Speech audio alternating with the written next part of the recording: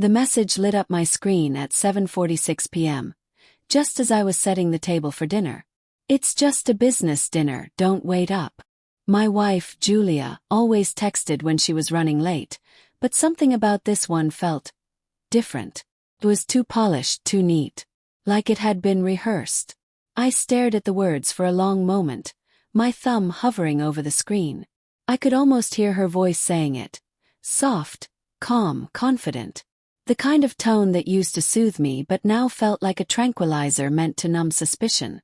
Before I could even type a reply, another notification buzzed in. Photo. It was from an unfamiliar number. A woman's name showed at the top. Sophie Reynolds. I didn't know any Sophie. When I opened the image, the world stopped. It was Julia, my wife of 9 years, sitting at a restaurant table. Not across from her boss, Daniel, but right beside him. His hand rested casually on her thigh, her face turned toward him, smiling. The kind of smile she used to give me. Underneath the photo, a single line. You deserve to know what's really happening. My pulse went wild. My chest tightened. I felt every drop of blood drain from my face. For a moment, I thought I might throw the phone across the room. But instead, I placed it down carefully, like handling evidence at a crime scene. The house was silent except for the hum of the refrigerator. The chicken in the oven filled the kitchen with a smell that suddenly made me sick. I typed back to Julia. Looks like dinner's going well. Then I attached the photo. It showed as delivered. Then read. No response. For 30 minutes, I sat in that silence, watching the dots appear and disappear as she typed, erased and typed again. When her reply finally came through, it wasn't an explanation. Where did you get that? Not I can explain. Not it's not what it looks like. Just panic. I didn't reply. Couldn't. I was too busy remembering. The late nights. The perfume that wasn't hers. The way she started dressing sharper for work. How she'd laugh when her phone buzzed, then flip it face down. I'd asked her once, gently, if there was something going on. She'd laughed it off. You're being ridiculous, Ben. He's married. He's my boss. Married. To Sophie, apparently. My phone rang 5 minutes later. It was Julia. I let it ring twice before answering. Ben, she said, her voice trembling. Please. I'm listening, I said. It's not God, it's not what it looks like. He had too much to drink, and I was just smiling while his hand was on your thigh. I said quietly. That's a strange way to help your boss, Julia. She went silent. I could hear her breathing, shaky and uneven. Who sent it? She finally asked. His wife, I said.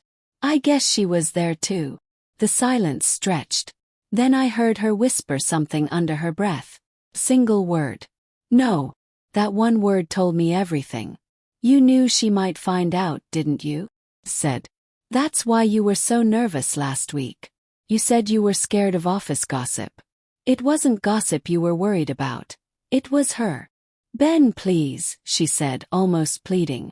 It wasn't supposed to go this far. I didn't mean. You didn't mean to get caught, I said flatly. I ended the call. She texted me for hours. Apologies, explanations, promises. Words that once meant something, now hollow. I didn't answer any of them. By midnight she came home. I heard her key in the lock, then the door creak open. I sat on the couch in the dark, waiting. She stepped inside, her heels clicking softly against the tile, her perfume heavy in the air. When she saw me, she froze. Ben. I didn't say anything. I just looked at her, really looked at her, and it hit me how much distance had grown between us. The woman standing there wasn't the same one I'd married. She took a step closer. I made a mistake, she said quietly. I thought it was just harmless attention.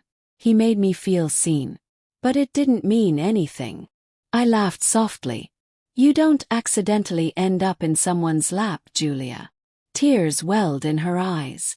I never slept with him. I wanted to believe that. God, I wanted to.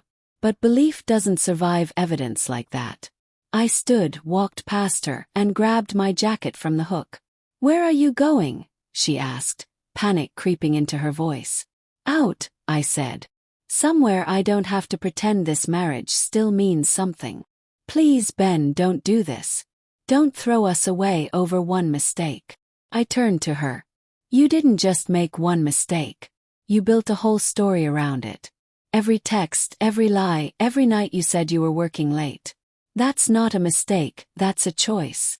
Her face crumpled. I love you. Then you should have acted like it, I said. I walked out. The night air hit me like a wave of cold water.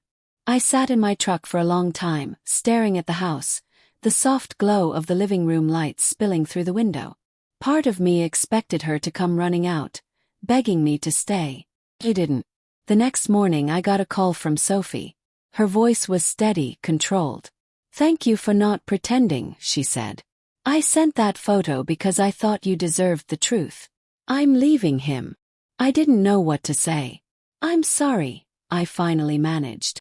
Don't be, she said. We both needed to see it for what it was.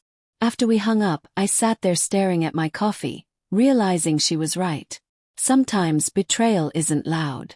Doesn't explode, it erodes. Slowly, quietly. Until one day, there's nothing left to stand on.